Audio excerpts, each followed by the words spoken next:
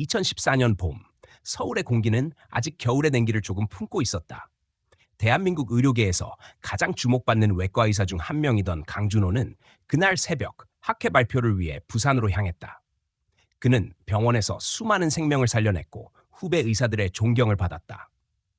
동료들은 그를 완벽주의자라 불렀지만 아내 한소연만은 알고 있었다. 그의 완벽함은 단지 성취욕이 아니라 살아남기 위한 방식이었다.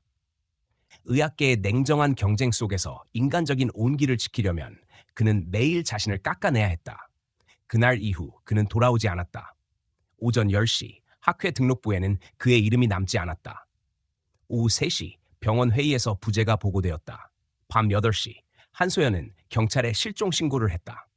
이틀 후 울산항 근처에서 그가 빌린 차량이 발견되었다. 차 안에는 아무것도 없었다. 핸드폰, 노트북, 여권 전부 사라져 있었다. 블랙박스 메모리도 통째로 제거된 상태였다. 경찰은 범죄 가능성을 배제하지 않았지만 어떠한 단서도 찾지 못했다. 언론은 그를 증발한 천재 외과 의사라 불렀다. 사건은 순식간에 전국적인 이슈가 되었다. 병원은 기자들의 질문을 피했고 정부는 입장을 내지 않았다. 온라인에는 음모론이 쏟아졌다. 의학 연구 비리, 의료 마피아, 불법 장기 이식. 사람들은 다양한 이야기를 만들어냈지만 진실은 점점 더 멀어졌다. 소연은 하루하루가 전쟁 같았다. 실종 신고서를 작성하고 CCTV 영상을 찾아다녔지만 남편의 흔적은 어디에도 없었다. 한때 그와 함께 걷던 강남의 거리조차 이제는 기억 속 그림자처럼 느껴졌다. 그해 여름 경찰은 수사를 종료했다. 자발적 실종 가능성이 높다. 그 한 문장은 소연의 인생을 완전히 바꿔놓았다. 그녀는 그 말을 믿지 않았다. 남편은 자신보다 환자를 더 걱정하던 사람이었다. 그런 그가 아무 말 없이 사라질 리 없었다. 그날 밤 소연은 그의 사무실에 들어가 모든 서류를 뒤졌다. 진료 기록, 학회 자료, 개인 메모까지 전부 정리되어 있었다. 단 하나 이상한 점이 있었다. 연구실 서랍 안쪽에 숨겨진 봉투, 안에는 장기 이식 관련 논문 초안과 특정 약물 사용에 대한 계산식이 있었다. 그 수치는 일반적인 수술에서 쓰일 수 없는 양이었다. 그녀는 그날 이후 병원을 떠났다. 같은 병원에서 일하며 남편의 빈자리를 견딜 자신이 없었다. 동료들의 시선은 동정과 의심 사이를 오갔다. 사람들은 그녀에게 이제 그만 잊으라고 말했다. 하지만 그녀는 그 말을 들을 수 없었다. 잊는다는 건 그가 죽었다는 걸 받아들이는 일이었다. 그래서 그녀는 다른 도시로 옮겼다. 대구의 한 대학병원에서 일하며 그와의 기억을 묻으려 했다. 그러나 마음 한켠에서는 언제나 같은 소리가 울렸다. 그는 어딘가에 있다. 시간은 흘렀고 세상은 그를 잊었다. 2016년 의학계에서 그의 이름은 더 이상 언급되지 않았다. 2017년 병원 공식 기록에서 강준호의 프로필이 삭제되었다. 2018년 새로운 외과 과장이 임명되며 그의 존재는 완전히 사라졌다. 그동안 소연은 환자 곁에서 묵묵히 일했다. 낮에는 마취과 의사로, 밤에는 남편의 흔적을 찾는 탐정처럼 살았다. 경찰 기록, 학회 명단, 해외 의료 봉사단 명부까지 뒤졌지만 아무런 성과도 없었다. 세상은 이미 그를 한 번의 뉴스거리로 소비하고 버렸다. 그러나 어느 날 그녀는 이상한 전화를 받았다. 한소연 씨, 혹시 남편분의 이름이 강준호 맞습니까? 낯선 목소리였다. 전화를 건 사람은 대구의 외과의사 윤지원이었다. 그는 떨리는 목소리로 말했다. 오늘 수술 중에 이상한 걸 발견했습니다. 그 말은 단순한 통보가 아니었다. 그 안에는 두려움과 혼란, 그리고 어떤 비밀이 숨어 있었다. 소연은 심장이 멈춘 듯한 침묵 속에서 그 말을 들었다. 그 안에서 강준호 선생님의 직원증이 나왔습니다. 그 순간 5해 동안 멈춰있던 시간이 갑자기 흐르기 시작했다. 그녀의 머릿속에는 수천 개의 가능성이 번쩍였다. 죽은 줄 알았던 남편이 누군가의 몸속에 신분증을 숨겨두었다면 그것은 구조 요청이었다. 단순한 실종이 아니라 감춰진 범죄의 흔적이었다. 소연은 직감적으로 알았다. 남편은 스스로 그 신호를 남겼고 그 신호는 5회를 돌아 그녀에게 도달한 것이다. 세상은 여전히 침묵하고 있었지만 그녀의 마음은 이미 움직이기 시작했다. 2019년 1월 한소연은 다시 서울을 떠나 대구로 향했다.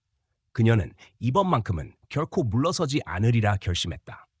남편이 남긴 단서가 무엇이든 그것이 마지막 조각이라면 반드시 찾아낼 것이다. 그녀는 몰랐다.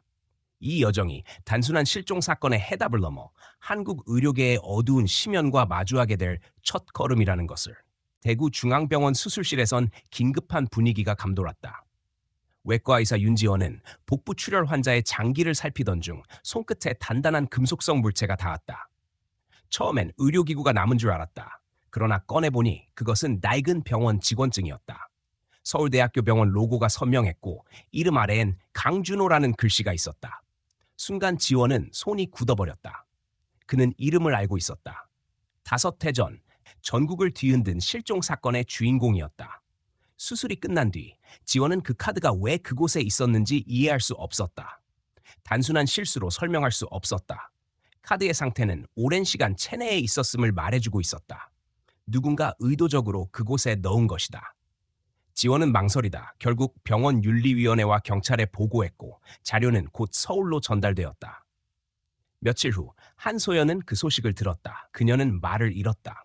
세상이 멈춘 듯했다. 5해 동안 단 한 번도 남편의 흔적을 보지 못했다. 그런데 그의 이름이 누군가의 몸속에서 나타났다. 단순한 우연이 아니라 분명한 신호였다. 그녀는 즉시 병원으로 내려갔다. 수술실의 냉정한 공기 속에서 지원이 그녀에게 그 카드를 건넸다. 카드의 플라스틱 표면엔 긁힌 자국이 많았고 글자 일부는 희미해져 있었다. 하지만 사진은 여전히 또렷했다. 오랜 세월 속에서도 그가 남긴 유일한 증거였다. 소연은 그 자리에서 말을 하지 않았다. 의료진들이 조심스럽게 그녀를 지켜봤다. 그녀는 오직 하나의 사실만 떠올렸다. 남편은 누군가에게 잡혀 있었고 그 안에서 이 카드를 남겼다. 단순히 생존의 흔적이 아니라 누군가를 향한 절박한 메시지였다. 수술을 담당했던 윤지원은 환자에 대해 간단히 설명했다. 남성, 42, 평범한 직장인, 교통사고 후 복부 손상으로 응급 이송된 환자였다. 그러나 정밀 검사 결과 그 남성은 이미 한쪽 신장이 없었다. 수술 흉터는 숙련된 외과의의 솜씨였다. 의료 기록 어디에도 그런 수술 기록은 없었다. 소연은 머릿속에서 모든 퍼즐을 맞춰가기 시작했다. 남편이 사라진 시기와 환자가 겪은 불법 수술의 시점은 겹쳐졌다. 신장을 잃은 남자, 그리고 그 배 안에서 발견된 남편의 신분증. 그것은 단순한 우연이 아니었다. 남편은 살아있었다. 하지만 누군가의 통제 아래에 있었다. 그리고 그곳에서 그가 할 수 있는 유일한 저항이 바로 이 신분증이었다. 환자 몸속에 그것을 남김으로써 언젠가 누군가가 발견하길 바란 것이다. 경찰은 수사를 재개했지만 공식적으로는 여전히 확인 중이라는 말만 반복했다. 병원 내부에서도 신중했다. 의료윤리위원회는 사건을 조용히 처리하려 했다. 불법 장기 이식이라는 단어가 등장하는 순간 병원 전체의 신뢰가 무너질 수 있었기 때문이다. 그러나 소연은 침묵하지 않았다. 그녀는 직접 움직였다. 환자 파크민석의 병실을 찾아가 진심으로 물었다. 그는 겁에 질려 아무 말도 하지 않았다. 눈빛만이 그의 공포를 보여줬다. 그는 자신이 어디에 끌려갔는지, 누가 수술했는지 말할 수 없었다. 아니, 말하지 않으려는 것이었다. 누군가의 감시가 아직 남아있다는 뜻이었다. 며칠 뒤 환자의 보호자가 병실을 지키는 모습을 본 간호사가 소연에게 말했다. 그 남자들은 일반인 같지 않았다. 긴 코트를 입고 주변을 살피며 누군가에게 계속 전화를 걸었다. 소연은 경찰에 다시 신고했지만 증거가 없다는 이유로 조사는 지연되었다. 그녀는 불안했다. 남편이 살아있을지도 모른다는 희망은 점점 두려움으로 바뀌었다. 살아있다면 그는 어떤 세상 속에서 버티고 있을까? 그리고 지금 이 순간에도 누군가의 명령 아래에서 또 다른 사람의 몸을 열고 있을지도 모른다는 생각이 그녀를 무너뜨렸다. 며칠 후 윤지원이 긴급히 연락을 해왔다. 환자가 갑자기 다른 병원으로 이송되었다는 것이었다. 서류에는 전원동이라는 서명이 있었지만 보호자의 이름은 읽을 수 없을 정도로 흐릿했다. 소연은 서류를 보고 직감했다. 그들은 아직 그 근처에 있다. 그리고 남편의 존재는 여전히 그들 손 안에 있었다. 그녀는 처음으로 공포보다 분노를 느꼈다. 누군가가 남편을 지우려 했고 지금은 그 흔적마저 없애려 하고 있었다. 서울에서 내려온 수사관들은 표면적인 절차만 진행했다. 병원 기록을 확인하고 카드의 지문을 분석하고 언론 대응 지침을 논의했다. 그러나 그 누구도 불법 장기 이식이라는 단어를 입에 올리지 않았다. 그건 마치 금기어 같았다. 의료계, 재단, 기업의 이름들이 너무 많이 얽혀 있었기 때문이다. 소연은 더 이상 기다릴 수 없었다. 그녀는 스스로 자료를 모으기 시작했다. 남편이 실종되기 전 담당했던 환자 목록, 사용된 마취제 기록, 장기 이식 관리 데이터. 그중 일부는 이상하게 누락되어 있었다. 마치 누군가가 의도적으로 삭제한 것처럼 그녀는 오래전 남편이 남긴 메모 한 장을 떠올렸다. 의학이 인간을 구하지 못할 때 인간은 의학을 구해야 한다. 그 문장은 이제 경고처럼 들렸다. 남편은 어딘가에서 그 경계선 위에 서 있었다. 그리고 지금 그를 찾아야 할 사람은 자신뿐이었다. 그녀는 남편이 마지막으로 근무했던 병원의 조달 데이터를 추적했다. 약품 공급, 기계 수리, 장비 운반. 그러던 중 눈에 띄는 한 이름이 있었다. 성진 메디컬 릴리프, 메디컬 릴리프. 해외 의료 봉사를 내세운 단체였지만 약품 사용량은 일반 병원의 몇 배에 달했다. 공식 보고서에는 이유가 없었다. 소연은 확신했다. 그 단체가 남편이 사라진 이후 새롭게 등장했다는 사실이 모든 것을 설명해주고 있었다. 이름은 다르지만 그 안에는 같은 냄새가 있었다. 숨겨진 병원, 가짜 자선, 거래되는 생명. 그리고 그곳 어딘가에서 남편은 여전히 수술대 앞에 서 있을지도 모른다. 그녀는 더 이상 경찰을 믿지 않았다. 의료계의 보호막도 신뢰할 수 없었다. 그녀는 단 한 가지를 믿었다. 남편이 남긴 그 카드가 아직 끝나지 않은 이야기의 시작이라는 것. 그녀는 조용히 다짐했다. 이번에는 어떤 대가를 치르더라도 끝까지 파고들 것이다. 박민석은 여전히 말을 아꼈다. 의료진이 아무리 다정하게 접근해도 그는 입을 열지 않았다. 그러나 그의 몸은 이미 너무 많은 것을 말하고 있었다. 복부의 흉터는 오래되지 않았고 봉합선은 교과서처럼 정밀했다. 대형 병원급의 장비와 기술이 아니면 불가능한 수준이었다. 윤지원은 이 수술이 불법적으로 이루어진 것임을 직감했다. 문제는 그것이 단순한 불법 수술이 아니라 누군가의 의도된 거래라는 점이었다. 소연은 환자 기록을 살폈다. 수술 전후의 의료 기록이 비어 있었고 신장 기능 수치가 갑자기 절반으로 떨어진 시점이 있었다. 모든 데이터는 마치 누군가가 지운 듯 깔끔했다. 그러나 완벽한 삭제란 존재하지 않았다. 지원이 백업 서버를 찾아내면서 일부 로그가 복구되었다. 2018년 11월 민석은 한 번 해외에 다녀온 기록이 있었다. 목적지는 멕시코와 필리핀 사이 어딘가. 의료단체의 해외 봉사 일정과 겹치는 시기였다. 소연은 그 이름을 다시 떠올렸다. 성진 메디컬 릴리프. 그 단체는 불과 3년 전 의료 인도주의를 표방하며 설립되었다. 그러나 실제 활동 사진이나 봉사 기록은 거의 없었다. 대신 대형 병원과 정부 프로젝트 납품 명단엔 꾸준히 이름을 올렸다. 남편이 사라진 직후 생긴 조직, 그리고 그들이 다루는 약품의 종류. 모든 것이 연결되고 있었다. 윤지원은 조심스럽게 말했다. 이건 단순한 의료사고가 아닐 것 같습니다. 그 말은 사실이었지만 그 누구도 그 말을 공개적으로 할 수 없었다. 병원은 외부와의 접촉을 차단했고 환자 신변은 보호라는 이름 아래 격리되었다. 소연은 매일 병원에 들러 민석이 깨어나길 기다렸다. 어느 날 그는 눈을 떴다. 눈빛은 초점이 없었다. 그리고 오랜 침묵 끝에 한마디를 내뱉었다. 그 사람 아직 거기 있어요. 그녀는 그 말을 이해하는데 몇 초가 걸렸다. 민석의 손은 미세하게 떨렸고 목소리는 거의 속삭임에 가까웠다. 그가 말한 그 사람은 누구였을까? 소연은 차분히 물었다. 당신을 수술한 사람입니까? 민석은 고개를 천천히 끄덕였다. 그녀는 다시 물었다. 한국 사람이었습니까? 이번엔 망설임이 없었다. 예, 한국인, 의사였어요. 이름은 모르지만 얼굴은 기억나요. 그 한마디는 그녀의 세계를 다시 뒤흔들었다. 민석의 묘사는 구체적이었다. 중년의 남성, 차분한 말투, 유창한 영어, 그리고 손의 움직임이 놀라울 정도로 정확했다고 했다. 그가 말한 특징은 모두 남편과 일치했다. 소연은 충격 속에서도 차갑게 계산했다. 남편은 살아있었다. 그러나 스스로가 아닌 누군가의 통제 속에 있었다.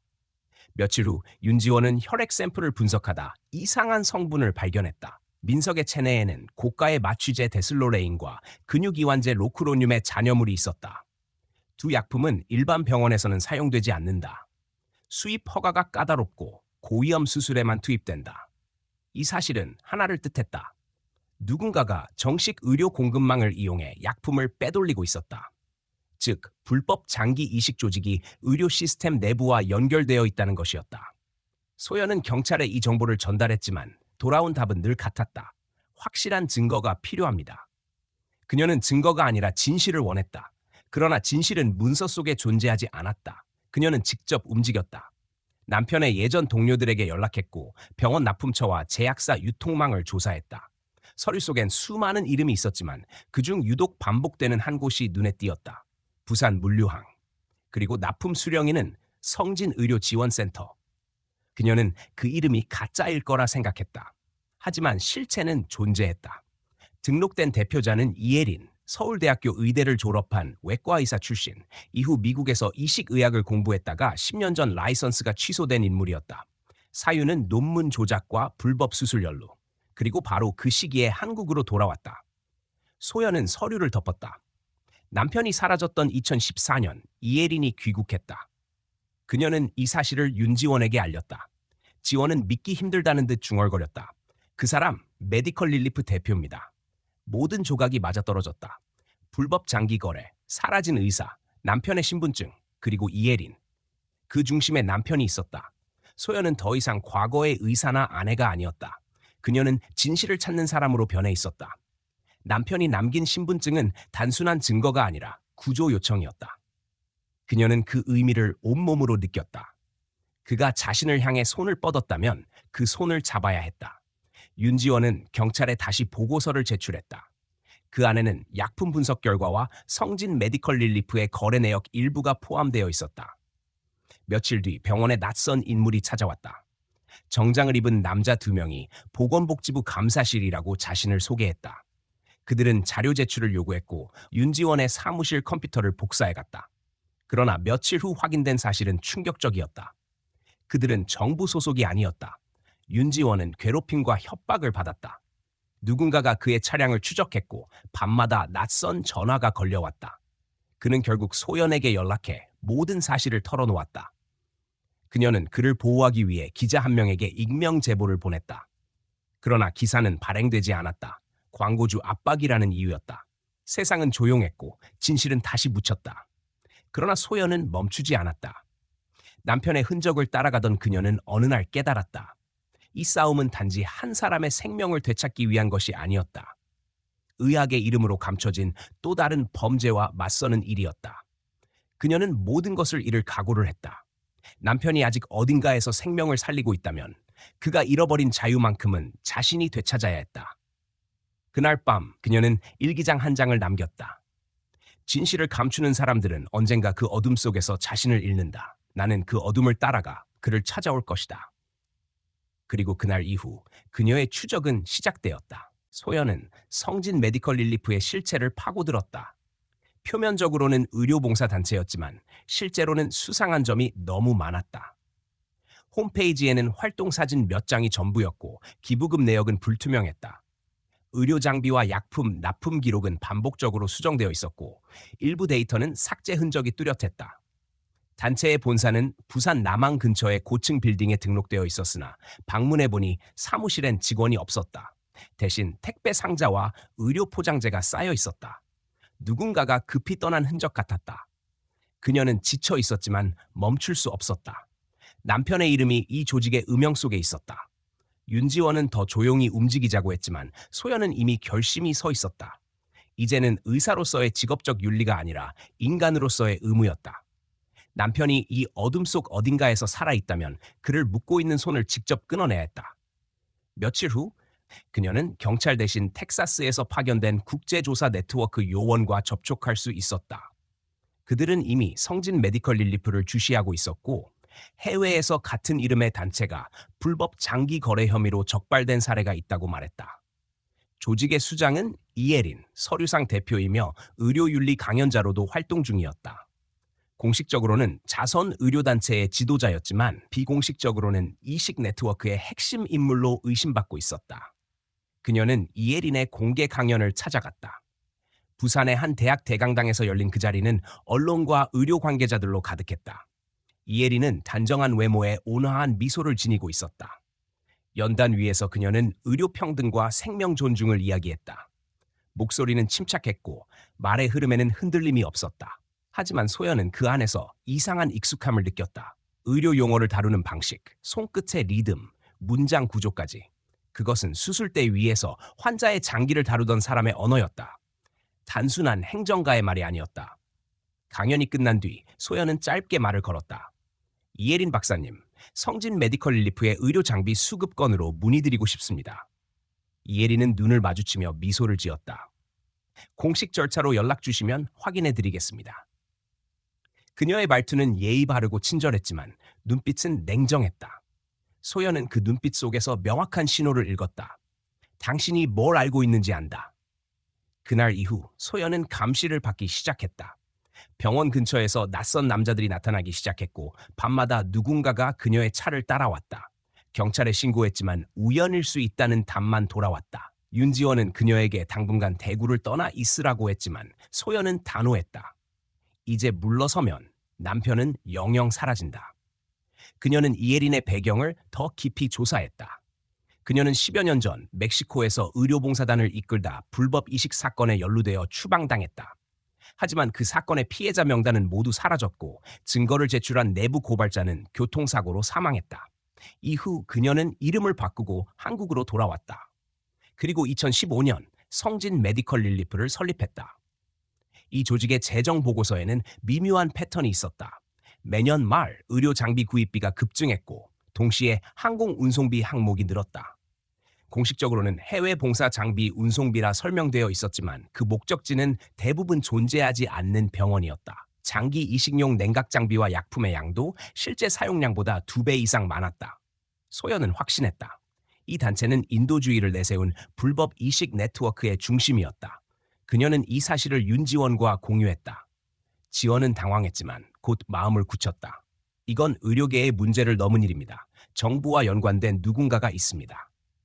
그는 익명의 제보 라인을 통해 국제수사 네트워크에 자료를 전달했다. 그러나 며칠 뒤 그 서버는 삭제되었다. 동시에 병원의 보건당국 명의의 감찰팀이 들이닥쳤다. 윤지원은 조사를 받으며 공문서 위조 혐의를 뒤집었었고 병원에서 직무 정지를 당했다. 모든 것은 너무 빨리, 너무 정교하게 진행되었다. 소연은 점점 립되었다. 남편의 동료 의사들은 전화를 받지 않았고 병원은 그녀에게 휴직을 권유했다. 뉴스에서는 의료인 개인정보 유출 사건이라는 제목으로 왜곡된 보도가 나왔다. 그녀는 이름이 오염되는 것을 느꼈다. 하지만 멈출 수 없었다. 그녀는 조용히 다른 길을 택했다. 이예린이 운영하는 자선 후원 모임에 익명의 후원자로 등록하고 내부 회계 담당과 접촉했다. 며칠 후 작은 단서가 들어왔다. 단체 내부 직원 한 명이 퇴사하면서 남긴 메일 한 통이었다. 박사님, 저는 이 일을 더는 감당할 수 없습니다. 그들이 무엇을 하는지 알고 있습니다. 그러나 말할 수 없습니다. 사람들을 어디론가 데려가고 다시는 돌아오지 않습니다. 메일 하단엔 단 한 줄의 주소가 있었다. 경남 합천, 옛 군부대 부지. 그녀는 곧장 윤지원에게 연락했다. 그는 체념한 듯 웃으며 말했다. 이제 확실해졌네요. 그곳이 현장입니다. 그러나 동시에 그는 경고했다. 그 사람들 법 위에 있습니다. 혼자 가지 마세요. 소연은 대답하지 않았다. 그녀의 머릿속에는 단 한 가지 생각만 있었다. 남편이 아직 살아있다면 그를 감시하는 사람들의 눈에도 생명이 남아있을까? 그녀는 마음속으로 준비했다. 이제부터는 의사의 양심이 아니라 인간의 본능으로 싸워야 한다는 것을. 그날 밤 그녀는 오랜만에 남편의 사진을 꺼냈다. 하얀 가운 속에서 웃고 있는 그 얼굴은 여전히 따뜻했다. 그 웃음을 지켜야 한다는 생각이 그녀를 버티게 했다. 그리고 그 미소 뒤에 가려진 세계를 향해 그녀는 조용히 다짐했다. 이제 모든 것을 걸고 진실을 끌어올릴 시간이었다. 소연은 합천으로 향하는 새벽 버스에 몸을 실었다. 도로는 한산했고 차 안에는 피곤한 사람들만이 조용히 숨을 고르고 있었다. 손에는 오래된 가죽 가방이 들려 있었다. 그 안에는 의료기록 사본, 사진, 그리고 윤지원이 넘겨준 비공식 수사 자료가 있었다. 그녀는 한순간도 눈을 붙이지 못했다. 머릿속에서는 남편의 얼굴과 이예린의 차가운 미소가 번갈아 떠올랐다. 합천에 도착하자 그녀는 휴대전화 전원을 껐다. 어느 누구에게도 위치가 추적되지 않기를 바랐다. 버스터미널 근처에 낡은 여관의 방을 잡고 작은 창문으로 밖을 바라보며 조용히 숨을 골랐다. 메일에 적혀있던 주소는 군부대가 철수한 지 오래된 지역이었다. 지도에도 표시되지 않는 길이었고 위성 사진에서도 일부가 모자이크 처리되어 있었다. 분명히 누군가가 감추고 있었다. 그녀는 낮 동안 정보를 수집했다. 주민센터에선 오래된 부대 기록이 모두 이전되었다며 말을 아꼈고 근처 가게 주인들은 그 지역을 출입 금지 구역이라 부르며 고개를 저었다. 밤마다 트럭이 드나든다는 이야기도 들려왔다. 농산물 운송 차량이라 했지만 그 지역엔 농장이 없었다. 모든 조각이 하나의 그림으로 맞춰지고 있었다. 그날 밤 그녀는 윤지원에게 암호 메시지를 남겼다. 내일 새벽 확인하러 간다.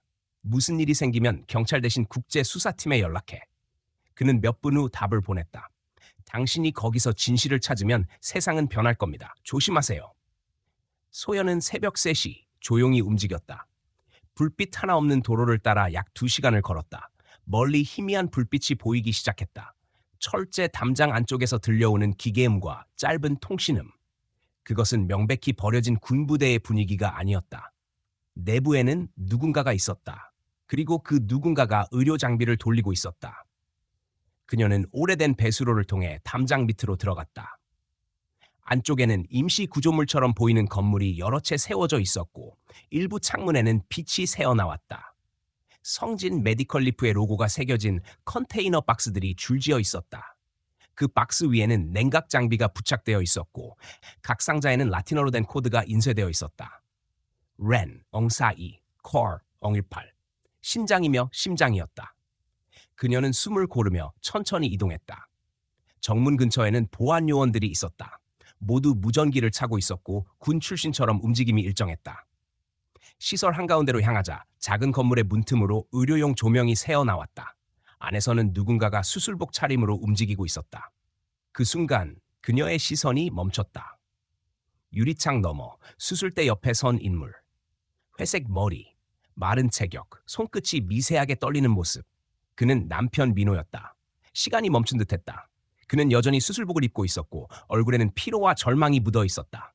옆에는 2명의 경호원이 서 있었고 수술 장비를 감시하듯 지켜보고 있었다. 소연은 그가 살아있다는 사실에 가슴이 무너지는 동시에 그가 여전히 그곳에서 일하고 있다는 현실에 숨이 막혔다. 그녀는 잠시도 머뭇거릴 수 없었다. 건물 후면의 출입문을 찾았다. 자물쇠가 전자식이었다. 그녀는 병원에서 쓰던 보안 키카드를 꺼내 작은 칩을 연결했다. 몇 초의 정적 후 문이 삑 타는 소리를 내며 열렸다. 안으로 들어서자 약품 냄새와 금속 냄새가 섞여 있었다. 복도를 따라 걸으며 벽에 걸린 CCTV 화면에서 여러 병실의 모습이 보였다. 환자들이 마취 상태로 누워 있었다. 일부는 수술 직후였고 일부는 깨어나지 못한 상태였다. 그들은 전부 신분이 불명확한 사람들이었다. 그녀는 다시 수술실 쪽으로 향했다. 문틈으로 남편의 목소리가 들렸다. 이건 인간의 일이 아니야. 그만하자고 했잖아. 그의 말은 낮고 떨렸지만 분명했다. 그러나 다른 사람의 목소리가 그 위를 덮었다. 당신은 선택의 여지가 없어. 이 일은 이미 시작됐어. 그리고 곧 끝나겠지. 그건 이혜린의 목소리였다. 소연은 손끝이 차가워지는 것을 느꼈다. 이혜린은 직접 현장을 관리하고 있었다. 그녀는 남편을 감시하며 그를 협박해 수술을 강요하고 있었다. 소연은 마음속으로 결심했다. 이곳의 존재를 세상에 폭로해야 했다. 그녀는 작은 녹음기를 꺼내 수술실 문 아래로 밀어 넣었다. 이혜린의 목소리와 수술 장비의 소리가 동시에 녹음되기 시작했다. 그리고 그 순간 뒤편 복도에서 발소리가 들려왔다. 누군가가 다가오고 있었다. 그녀는 몸을 돌려 비상문 쪽으로 향했다. 그때 무전기 소리가 귓가를 때렸다. 동선 확인, 외부인 침입 가능성. 소연은 숨을 죽이며 복도를 빠져나왔다. 그러나 건물 출입구에 도착하자마자 뒤에서 손이 그녀의 어깨를 붙잡았다. 그녀는 반사적으로 돌아섰고 마주한 사람은 윤지원이었다. 그는 숨을 헐떡이며 말했다. 지금 경찰이 움직이고 있어요. 증거는 확보됐습니다. 하지만 이곳을 나가야 합니다. 그녀는 말없이 고개를 끄덕였다. 그리고 둘은 배수로를 통해 다시 밖으로 나왔다. 뒤편에서 경보음이 울리기 시작했다. 불빛이 퍼지고 무전기가 요란하게 울렸다. 두 사람은 도로로 향하며 걸음을 멈추지 않았다. 자동차 안에서 윤지원은 그녀에게 녹음기를 건넸다. 당신이 한 일이 모든 걸 바꿀 겁니다. 소연은 창밖을 바라보며 조용히 중얼거렸다. 이건 시작일 뿐이에요. 도심으로 돌아온 후 그들은 증거를 국제수사팀에 넘겼다. 그러나 그날 밤 모든 통신이 차단되었다. 서버가 공격을 받았고 파일이 삭제였다. 동시에 뉴스에서는 합천 불법 의료시설 폭발 사고라는 속보가 흘러나왔다. 현장은 흔적도 없이 사라졌다고 했다. 소연은 아무 말도 하지 않았다. 눈앞이 어두워졌다. 그녀는 알고 있었다. 이혜리는 모든 것을 예견하고 있었다. 그리고 이제 싸움은 새로운 국면으로 들어갔다. 남편은 여전히 어딘가에 있었다. 그녀는 결심했다. 다음엔 더 깊이 들어갈 것이다. 진실은 불에 타 사라지지 않는다. 오히려 재 속에서 더 선명해진다. 그녀는 마지막으로 윤지원을 향해 조용히 말했다. 이제부터는 우리가 끝을 봐야 해요. 합천 사건 이후 수사는 전면적으로 확대되었다. 윤지원은 국제 공조를 이끌었고 경찰청 사이버 수사대와 국정원 정보팀이 동시에 움직였다. 서버 복구 작업이 시작되었고 삭제된 데이터의 일부분이 복원되었다. 그 안에는 세인트 메디컬 네트워크라는 이름이 등장했다. 성진 메디컬 릴리프의 모체였다. 소연은 그 이름을 보자마자 직감했다. 이 조직은 단순한 의료재단이 아니라 국내외 의료계를 장악한 거대한 범죄망이었다. 복원된 기록에는 항공 물류 데이터와 물자 이동 경로가 있었다. 대부분이 동해안을 따라 강원 지역으로 이어졌다. 몇몇 좌표가 눈에 띄었다. 태백, 그리고 그 옆에는 지하수술센터 A구역이라는 메모가 있었다. 윤지원은 지도를 펼쳐 보이며 말했다. 이건 공식 지도에 없는 구역이에요. 군사통제구역 근처입니다. 만약 거기서 민호 씨가 아직 살아있다면 이게 마지막 기회일 겁니다. 소연은 머뭇거리지 않았다. 그녀는 이미 남편이 살아있음을 합천에서 직접 보았다. 이제 그를 구해야 했다. 그러나 이번에는 혼자가 아니었다. 경찰 특공대, 국정원, 군 정보사까지 합동작전이 꾸려졌다. 윤지원은 작전 책임자로 참여했고 소연은 의료 자문으로 합류했다. 누구도 의심하지 않았다. 그녀의 존재는 필요했다. 수술 중인 환자와 의료 장비를 다뤄야 하는 상황에서 그녀의 경험이 필수적이었다. 작전 회의는 비밀리에 진행되었다. 복원된 자료를 분석하던 요원은 말없이 화면을 가리켰다. 여기요. 이 좌표가 핵심입니다. 전력 사용량이 비정상적으로 높습니다. 지하시설이 확실합니다. 데이터는 거짓말하지 않았다. 민간 전력망에 등록되지 않은 발전량, 주기적으로 이동하는 트럭의 경로, 보안 신호 패턴, 모든 게 그곳을 가리키고 있었다. 준비는 빠르게 진행됐다. 각 기관의 협력이 처음으로 완벽하게 맞물렸다. 윤지원은 철저한 침투 계획을 세웠다. 정면 공격이 아닌 내부 접근, 지하 통신망을 차단하고 전력을 끄는 뒤 동시에 진입하는 방식이었다. 목표는 단 하나, 민호 구출과 이혜린 체포였다. 소연은 작전 전날 밤 텅 빈 사무실에서 남편의 오래된 수술복을 꺼내들었다. 그 안주머니엔 아직도 오래된 펜 하나가 남아있었다. 남편이 마지막으로 사용하던 것이었다. 손에 쥔 채로 그녀는 조용히 속삭였다. 이제 내가 당신을 데리러 갈게. 다음 날 새벽, 작전은 시작됐다. 각 팀은 비공식 경로를 통해 태백산지로 진입했다. 신호는 철저히 차단되었고 외부와의 통신은 최소화되었다. 작전명은 화이트 리버. 윤지원은 본부에서 작전 통제에 들어갔고 소연은 후방의 이동 의료팀에 배치되었다. 그녀는 긴장 속에서도 냉정을 유지하려 애썼다. 이 작전의 결과가 남편의 생사를 가를 것이었다. 현장팀이 목표 지점에 접근하자 예기치 못한 변수가 발생했다. 지하 통로 입구 근처에서 강력한 전파 교란 신호가 감지된 것이다. 해킹팀이 즉시 대응했지만 시설 내부에 자체 방화벽이 설치되어 있었다. 윤지원은 단호하게 명령했다. 지연 없다. 강제 진입으로 간다. 그 말과 동시에 특수부대가 움직였다. 폭발음 대신 진동만이 전해졌다. 음파 차단 장치가 설치되어 있어 외부로는 아무 소리도 새어나가지 않았다. 소연은 본부의 모니터 앞에서 숨을 죽였다. 화면에는 열 감지 데이터만 표시되고 있었다. 움직이는 점들이 서로 교차했고 그 안에서 전투 신호가 번쩍였다. 모든 게 순식간이었다. 교전 3분 만에 1층 진입 성공 신호가 떴고 이어 지하 구조도로 연결되는 통로가 확인되었다. 윤지원이 무전으로 지시했다. 지하 진입 시작. 민호 박사 위치는 B구역으로 추정. 지하층 진입 후 통신이 일시적으로 끊겼다. 이어서 한 요원의 음성이 들렸다. B구역 진입 완료. 환자 다수 확인. 불법 장기 이식 설비 존재. 의사 한 명 작업 중. 그 말이 끝나기도 전에 잡음이 섞였고 통신이 끊겼다. 소연은 본능적으로 그 의사 한 명이 남편일 거라 느꼈다. 그녀는 더 이상 기다릴 수 없었다. 후방 의료팀의 반대를 무시한 채 현장으로 이동했다. 윤지원은 무전으로 그녀를 제지했지만 이미 결정은 내려져 있었다. 내 남편이에요. 내가 가야 해요.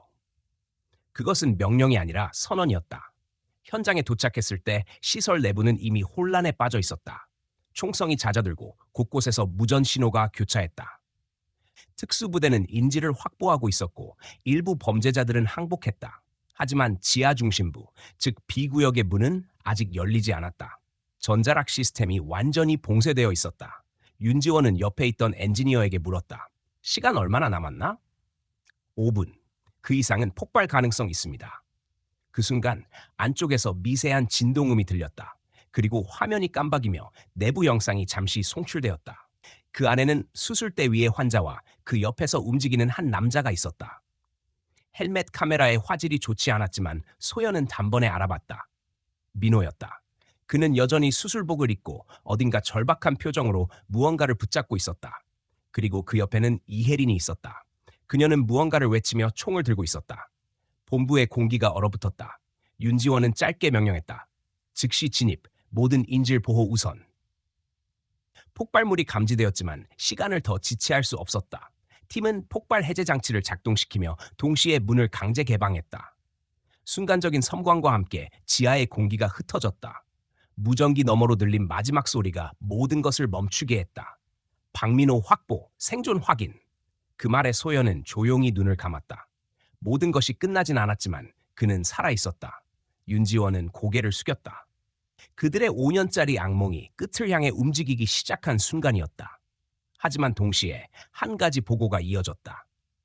이혜리는 도주 중, 보조 터널 방향으로 이동 확인. 윤지원은 주먹을 움켜쥐었다. 이 싸움은 아직 끝나지 않았다. 그리고 소연은 알고 있었다. 남편을 되찾는 것만이 아니라 진실을 완전히 드러내야 한다는 것을. 그날 밤 태백의 지하에선 마지막 단계의 추격이 시작되었다. 누구도 물러서지 않았다. 모든 건 이제 단 하나의 목적을 향해 달려가고 있었다. 끝을 본다. 지하 통로의 공기가 무거웠다. 윤지원은 무전을 붙잡은 채 이혜린의 위치를 추적하고 있었다. 모든 출구가 봉쇄된 상황에서 그녀가 도망칠 수 있는 길은 단 하나뿐이었다. 폐쇄된 연구구역 뒤편의 비상 터널. 그곳은 오래전 군 시설이었던 시절 만들어진 피난 통로였다. 통신 감청팀이 좌표를 송출하자 특수부대가 즉시 움직였다. 그러나 윤지원의 시선은 한 화면에 멈췄다. 의료구역의 실시간 영상이었다. 그 안에 소연과 민호가 있었다. 민호는 들것에 실려 있었다. 생명 징후는 약했지만 안정세였다. 소연은 무너질 듯한 긴장 속에서도 그의 곁을 지켰다. 손끝의 떨림을 억누르며 그는 남편의 상태를 보고 있었다. 윤지원은 짧게 말했다. 응급 헬기를 준비하세요. 10분 안에 이송합니다. 하지만 소연의 시선은 이미 화면 밖에 있었다.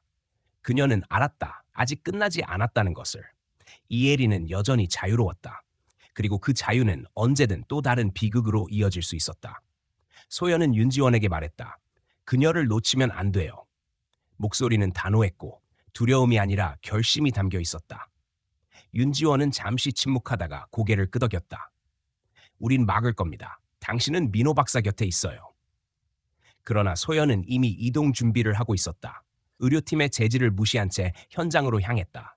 터널 내부는 길고 복잡했다. 감지 장비는 이혜린의 위치를 특정하지 못했다. 교란 신호가 지속적으로 발생하고 있었다. 윤지원은 현장 지휘소에서 결정을 내렸다. C팀, 동쪽 터널로, D팀, 남쪽 폐로 확인. 그녀가 폭발 장치를 설치했을 가능성이 있습니다. 그 말과 동시에 경보가 울렸다. 지하 통로 일부에서 열 감지 반응이 급격히 상승했다. 이혜리는 도주 중이었다. 그녀는 조직의 붕괴를 받아들이지 못했다. 수년 동안 쌓아올린 제국이 하루아침에 무너졌고 그 중심에서 자신이 체포되는 순간을 상상조차 하지 못했다. 그녀는 차가운 계산 속에서도 마지막 승부수를 두려 했다. 데이터를 전송하고 시설의 모든 증거를 없애려 했다. 하지만 전력선이 이미 차단되어 있었다. 절망이 분노로 바뀌었다. 소연은 복도를 따라 뛰었다. 무전에선 윤지원의 명령이 쏟아지고 있었지만 그녀의 귀엔 아무것도 들리지 않았다. 오직 한 사람만이 머릿속에 떠올랐다. 남편을 짓밟고 이용한 여자, 그의 삶을 지옥으로 만든 이름. 이혜린. 그녀가 터널 끝에 도착했을 때 이혜린은 이미 거기 있었다. 어둠 속에서도 그녀의 얼굴은 뚜렷했다.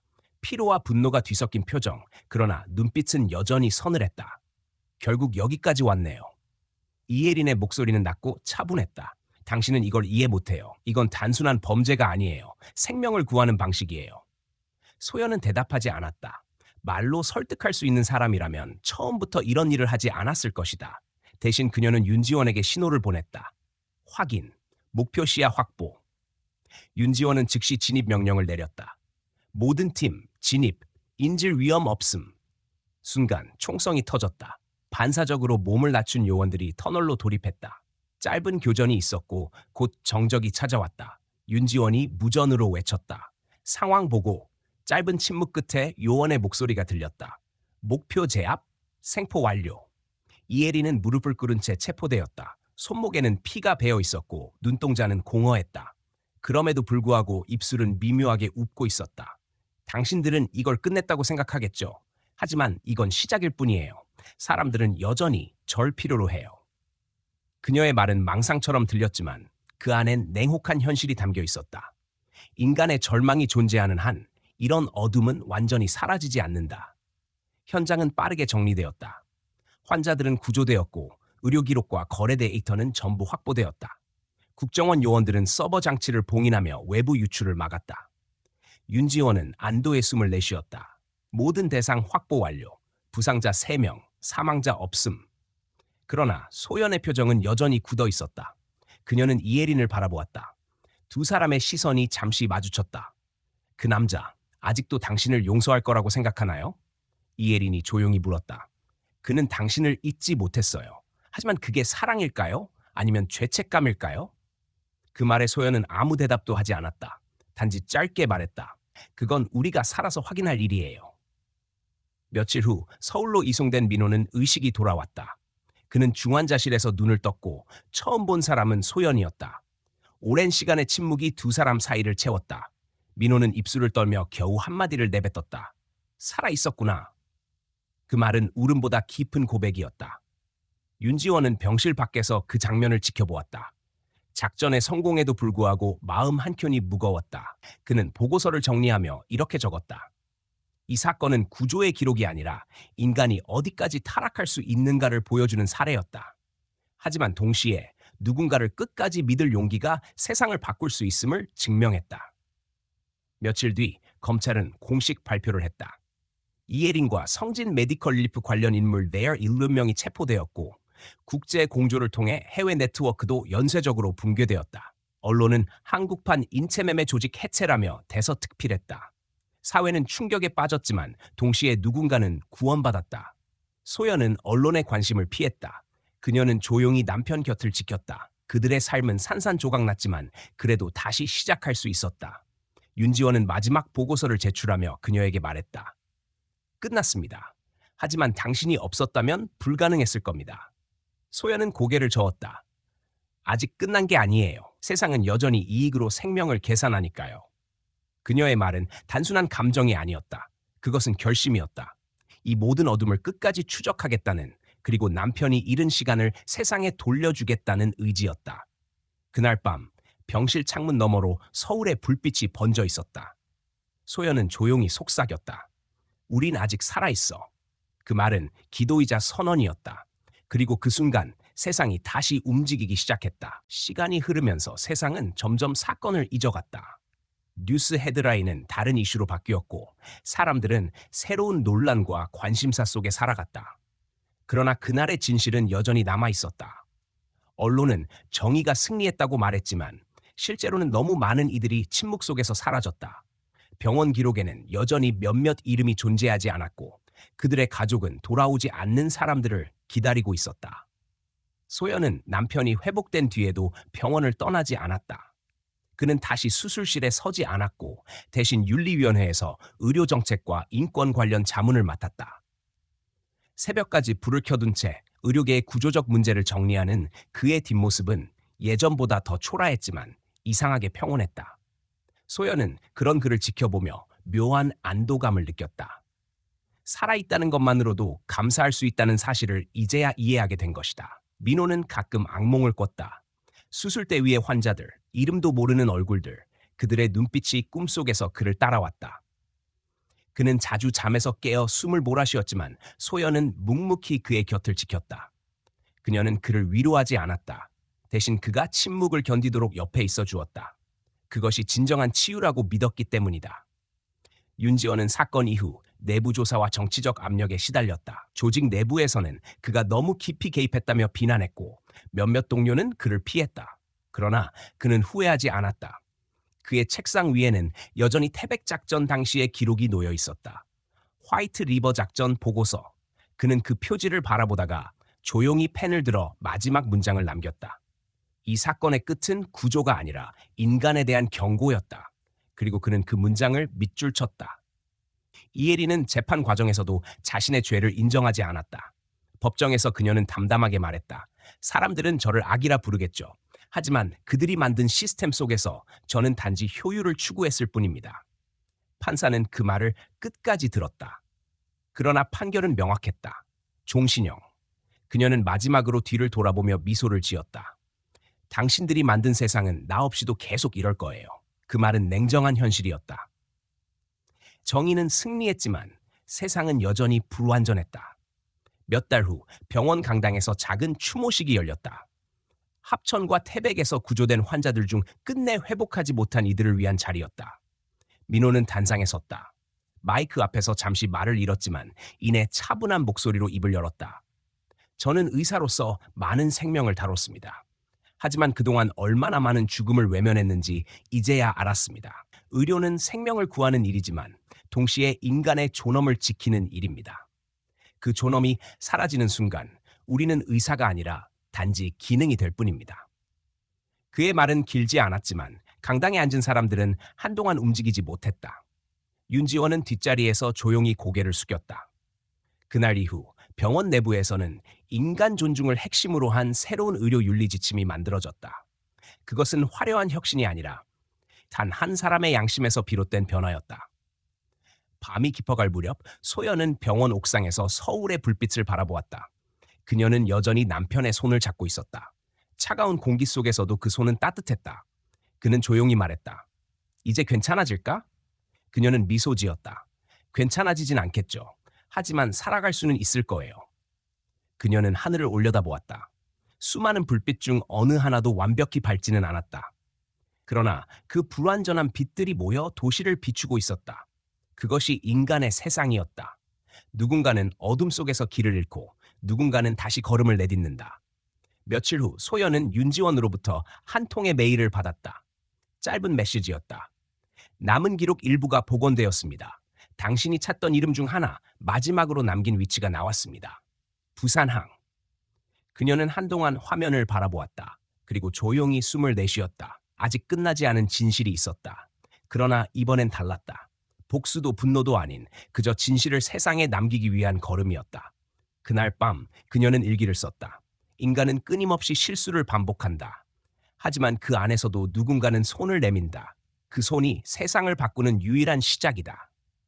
그 문장을 남긴 뒤 그녀는 펜을 내려놓았다. 창밖의 불빛이 여전히 깜박이고 있었다. 아침이 오면 또 다른 하루가 시작될 것이다. 병원으로 가야 하고 환자들을 만나야 한다. 세상은 변하지 않는 것 같지만 마음 한구석에서는 분명히 무언가가 달라져 있었다. 소연은 스스로에게 속삭였다. 우리는 아직 인간이다. 그 말은 다짐이자 위로였다. 그리고 그 순간 오랜 시간 짓눌러왔던 어둠이 서서히 사라지는 듯했다. 인간의 악은 반복되지만 인간의 선도 결코 멈추지 않는다. 그녀는 조용히 눈을 감았다. 다시 살아갈 준비가 되어 있었다. 오늘 이야기의 끝까지 함께해 주신 모든 분들께 진심으로 감사드립니다. 이 이야기는 단순한 사건이 아니라 인간의 마음속 깊은 곳에 있는 양심과 용기에 대한 기록이었습니다. 아무리 세상이 차가워져도 누군가를 향한 믿음과 진실을 포기하지 않는다면 결국 어둠 속에서도 빛은 다시 피어납니다. 우리가 잊지 말아야 할 것은 완벽한 정의가 아니라 서로를 향한 작은 연민과 따뜻함입니다. 그것이 바로 사람답게 살아가는 이유이자 세상이 아직 희망을 품고 있는 증거입니다. 이 이야기를 통해 각자 마음속의 무게를 조금이나마 내려놓을 수 있기를 바랍니다.